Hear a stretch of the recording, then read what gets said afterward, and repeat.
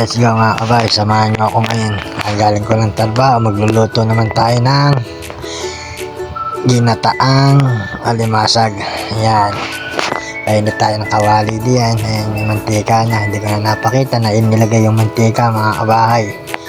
Ayan, samahan nyo ako. Maglagay tayo ng bawang at sibuyas. Magtitira nga pala ako dyan para may sangag ko yung kanin. Magtitira nga pala ako ng bahaw.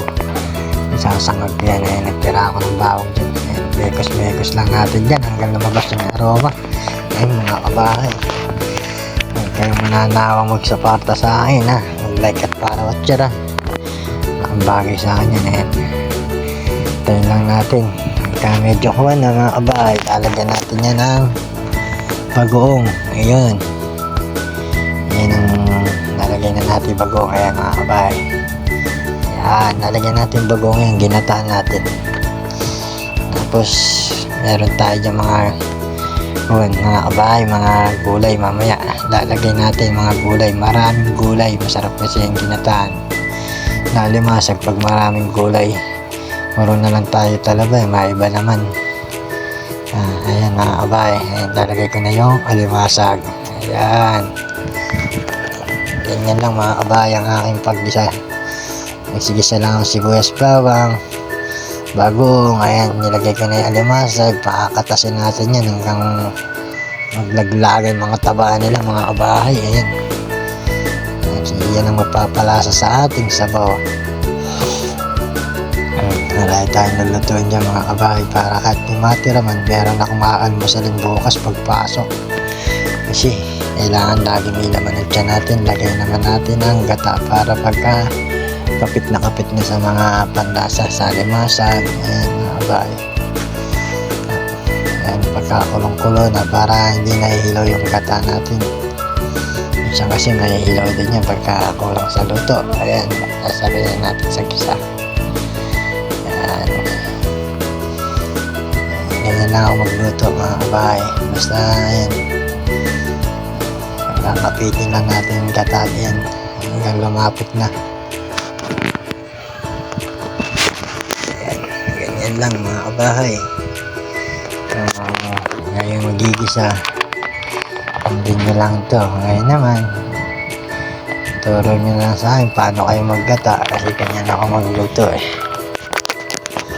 Paki-comment nyo na lang at paki-like and share na rin.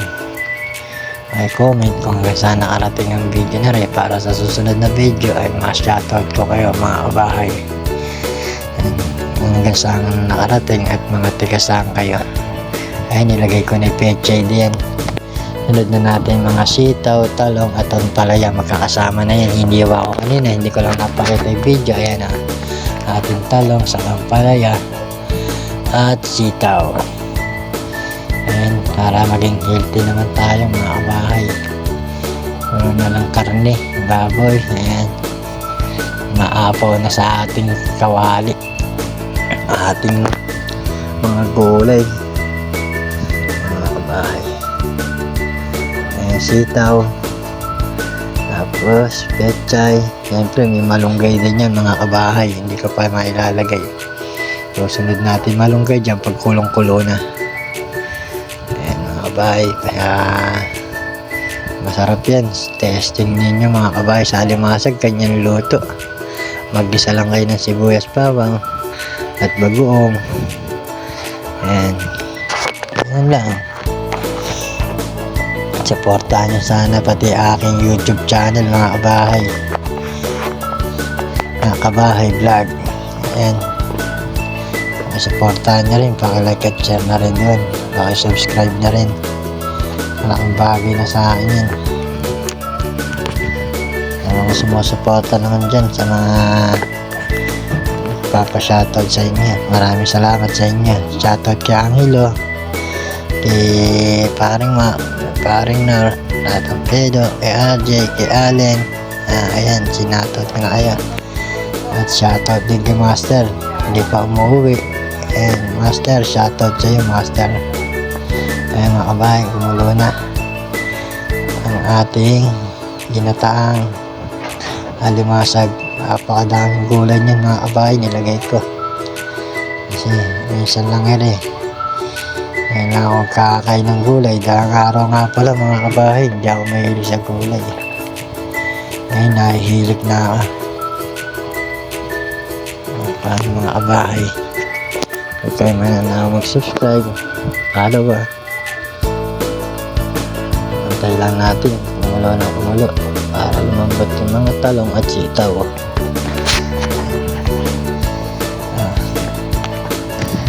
Ganyan lang ang ating ginagawa. Ayan, lagay na natin yung malunggay mga kabahay. Ayan, isang mangkok naman ng malunggay yan. Healthy daw yung malunggay. Ayan. Sarap yan. May malunggay. Maraming malunggay. Lagyan nataan. Tapos tatakban natin yan. Balikan na lang natin. Mamaya. Okay. Ayan. Nalagay na natin. Natin yan. Balikan na lang natin mamaya pagluto na mga kabahay. Ayan, pagkabalik natin, naglipas ng ilang oras, ayan na ang ating ginataang alimasag na merong mga gulay. Ayan, ating pinaglalagyan, lagyan natin ng patis, ating pangpaalat. Kasi meron na rin yan mga kabahay, mga bagoong maalat na yan, pero lalagyan pa natin. Siyempre kaya ko nilagyan yan, matabang pa, kaya hindi naman tayo maglalagay ng patis kung maalat na yan. Siyempre kulang pa sa timpla. Siyempre mas masarap pa rin yung tinitikman mo para makakahuli natin yung lasa. Ayan mga kabahay, luto na. Ngayon kakain na tayo. Ayun, nakaluto na siya. Nagsangag ako. Ayun nga pala kanina, hindi ko na napakita yung sinangag ko. Kasi napakahaba ng video natin. Nasobra na tayo sa video. Pero okay lang yan. At least nakagawa tayo ng video. Kakain na tayo mga kabay. Unang subo para sa inyo. Kukunin ko na yung ampalaya kagad. Ayan, kagad tinira ko ampalaya. Pasensya na kayo kung bandang huli ay madilim. Kasi natatakban yung ilaw ng anino ko. Ayan. Sabaw tayo mga bahay. Tingnan naman kung gaano karami kanin natin. Parang ala tayong gout niyan. Pero okay lang. At least makakain naman natin kahit pa paano ang gusto natin. Ayan. Kuhuli tayo gulay. Ayan, talong naman. Ayan. So, buhuli tayo. Ayan. Tapos, start natin. Ayan. Tapos, so, buhuli. Kuha tayo ng alimasag. Ayan. Kinain na natin yung alimasag, mga bahay. Ayan, sahod. Ayan, sahod natin. Lasa lang. Paano mga kabahay, hanggang dito na lang. Paki-like at share at follow. Maraming salamat.